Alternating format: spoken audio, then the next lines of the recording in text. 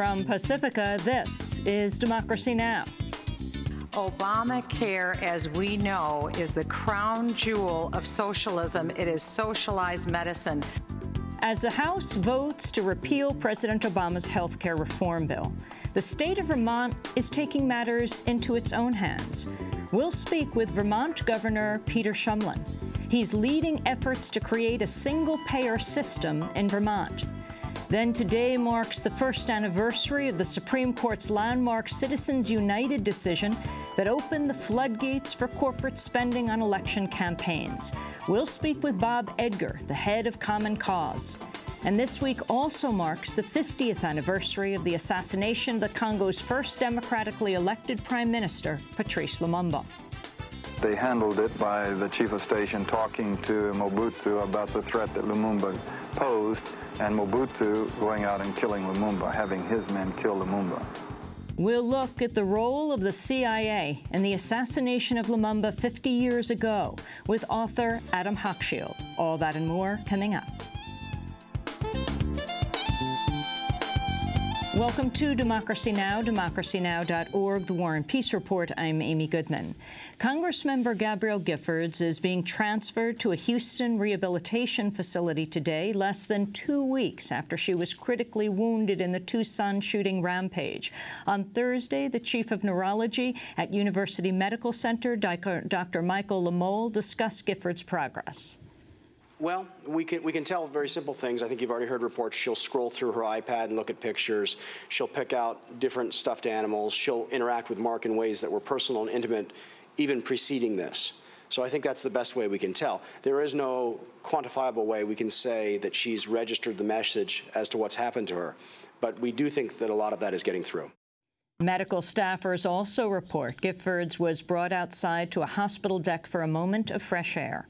Ahead of the transfer to Houston, Giffords' husband, Captain Mark Kelly, the NASA astronaut, called his wife a fighter. So I'm extremely hopeful that Gabby's going to make a full recovery. I've told her that. She recognizes it. She's a strong person, a fighter. I mean, she is a fighter like, nobody else that I know.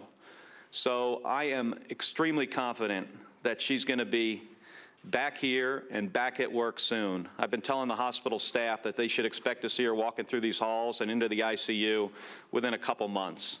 I'm sure of that. So she'll be back. A prominent Republican congressional group is urging party leaders to impose far greater non-military spending cuts than already proposed. On Thursday, the far-right Republican Study Committee called for an immediate cut of $100 billion for non-military programs.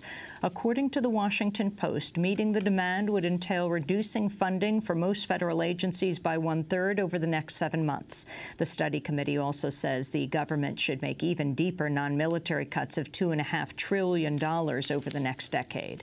According to the Center on Budget and Policy Priorities, that would mean cutting funding for most government agencies by 40%. With 165 members, the study committee represents over 2/3 of House Republicans. The proposal comes as a new poll shows a large majority of Americans favor cutting the military budget over cutting Medicare or Social Security.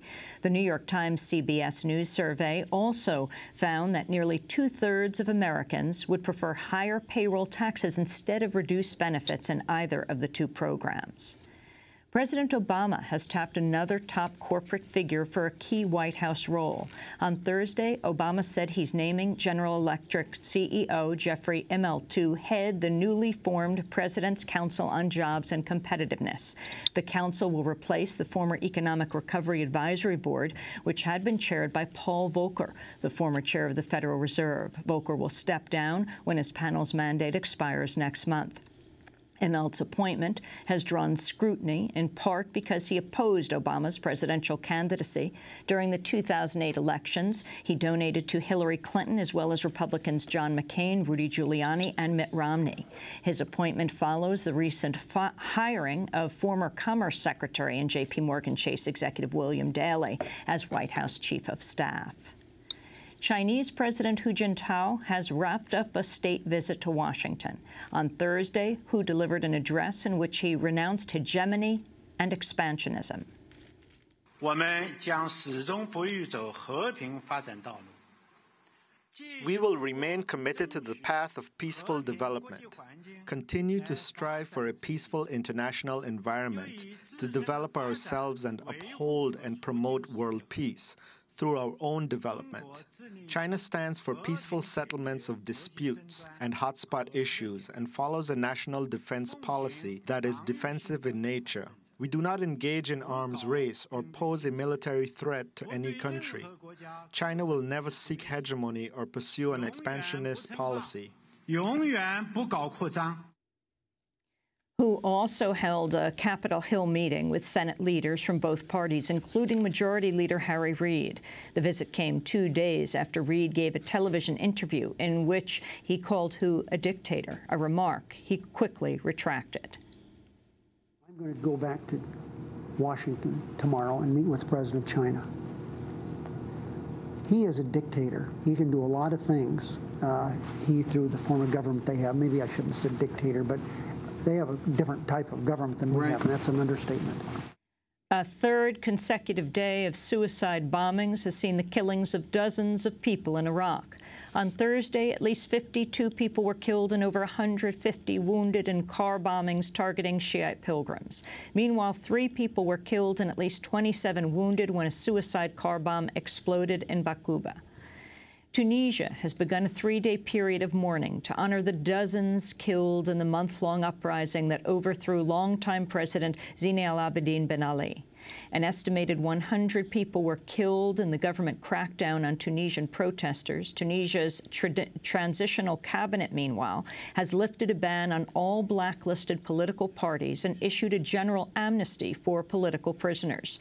The Tunisian government says some 1,800 prisoners have been freed this week. Despite successfully forcing Ben Ali into exile, Tunisian protesters have continued to rally after several members of his government were included in the new cabinet. The protests that led to Ben Ali's overthrow gained momentum last month after unemployed university graduate Mohamed Bouazizi set himself on fire. He died earlier this month. Copycat self-immolations have followed in at least 4 other North African states. In Egypt, 52-year-old lawyer Mohamed Farouk Hassan became the latest Egyptian protester to set himself afire following 2 others. A large crowd gathered in support of Hassan outside the hospital. Everyone that holds a high-ranking position does nothing. They do not feel for all the starving, homeless people. These people are homeless, living in the streets. People can't find food. People can't find the resources they need. These people are sitting on their chairs doing nothing. Those parliamentary members feel for nobody. The Obama administration has publicly confirmed it's continuing the Bush-era policy of opposing the return of Haiti's ousted former president Jean-Bertrand Aristide. Overthrown in a 2004 U.S.-backed coup, Aristide has renewed his pleas to return to Haiti following the recent reemergence of exiled dictator Jean-Claude Duvalier. In a statement issued through Twitter, State Department spokesperson P.J. Crowley said, quote, "We do not doubt President Aristide's desire to help the people of Haiti, but today Haiti needs to focus on its future, not its past." The Haitian government has refused to issue Aristide a new passport, reportedly under U.S.-led pressure. Just after his return this week, Baby Doc Duvalier, Jean-Claude Duvalier, was indicted on corruption charges stemming from his embezzlement of millions in state funds before a popular uprising forced him to flee Haiti in 1986. Alleged victims of human rights abuses under his regime have also filed criminal complaints. Duvalier says he returned to assist Haiti's rebuilding effort, but critics say he's making a last-ditch attempt to recoup some $6 million frozen in a Swiss bank account. A Swiss law passed in response to Duvalier's long-time effort to obtain the money goes into effect on February 1st. Before the new rules kick in, Duvalier would be able to receive the money if he could prove he's not under criminal investigation in his home country. His return is seen as a gamble that he would have been able to enter Haiti and then depart without being charged, which he would then cite as proof to the Swiss he's not under legal scrutiny. The U.S. government, meanwhile, has resumed deportations to Haiti for the first time since the devastating earthquake 1 year ago. On Thursday, Immigration and Customs Enforcement said 27 Haitian nationals with criminal records in the United States have been deported to Haiti. Human rights groups have criticized the move amidst a cholera outbreak, election-related violence, and the ongoing devastation from the earthquake. Earlier this month, a group of U.S.-based human rights groups and legal organizations filed an emergency petition with the Inter-American Commission on Human Rights to halt the roundups, detention, and deportations of Haitian nationals by the U.S. government. The founder of the private military firm Blackwater is reportedly backing another company's bid to involve itself in Somalia's civil war. An African Union report cited by the New York Times says Eric Prince provided the initial funding for South Africa-based Saracen International's effort to win contracts from the Somali government. The contract would reportedly involve training Somali soldiers and militias and combating alleged militants and pirates off the African coast. Saracen International is run by a former officer in South Africa's Civil Cooperation Bureau, an apartheid-era force known for killing government opponents. The African Union report also describes Prince as being, quote, at the top of Saracen's management chain. The Somali government has yet to announce its decision on the company's bid. A federal investigation has found last year's West Virginia coal mine disaster was preventable and followed negligence by the mine's owner, Massey Energy. In a preliminary report, the Mine Safety and Health Administration, MSHA, says Massey repeatedly violated federal rules on ventilation and minimizing coal dust to reduce the risk of explosion. Investigators say a small flare-up of methane gas sparked a massive coal dust blast. Their report says there's no evidence to support Massey's claim that a burst of gas from a hole in the mine floor overwhelmed safety mechanisms. 29 workers were killed in the explosion. Dozens of organized crime suspects have been arrested in a series of raids in New York, New Jersey, and Rhode Island. Attorney General Eric Holder called the operation one of the largest ever to target alleged mafia members in the United States. Today, more than 800 federal, state, and local law enforcement officials have arrested over 110 individuals, including dozens of La Cosa Nostra members and associates, one in Italy. In total, 127 people have been charged in 16 indictments unsealed today in 4 districts in New York, New Jersey, and Rhode Island. This is one of the largest single-day operations against the mafia in the FBI's history, both in terms of the number of defendants arrested and charged and the scope of the criminal activity that is alleged. Former Republican senator and rumored 2012 presidential hopeful Rick Santorum is drawing controversy for comments about President Obama's stance on abortion. Speaking to the right-wing news site CNS News, Santorum appeared to suggest it's hypocritical for Obama to support abortion because he's African-American. The question is, and this is what Barack Obama didn't want to answer, is that human life a person under the Constitution? And Barack Obama says no. Well, if that person, human life, is not a person, then I find it almost remarkable for a black man to say, no, we are going to decide who are people and who are not people. The Department of Homeland Security has canceled the virtual fence project along the U.S. border with Mexico. The military contractor Boeing was hired to build the network of cameras, radars, and fences in 2005. The project has cost over $1 billion. U.S. officials say it was canceled because it proved to be ineffective and too costly. And the telecom giant Verizon is challenging the Federal Communication Commission's recently adopted regulations for Internet access and net neutrality.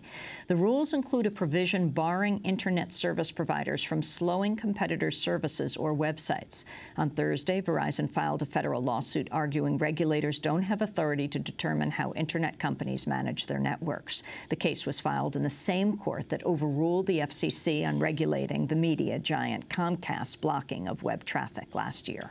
And those are some of the headlines. This is Democracy Now!, democracynow.org, The War and Peace Report. I'm Amy Goodman with Juan Gonzalez.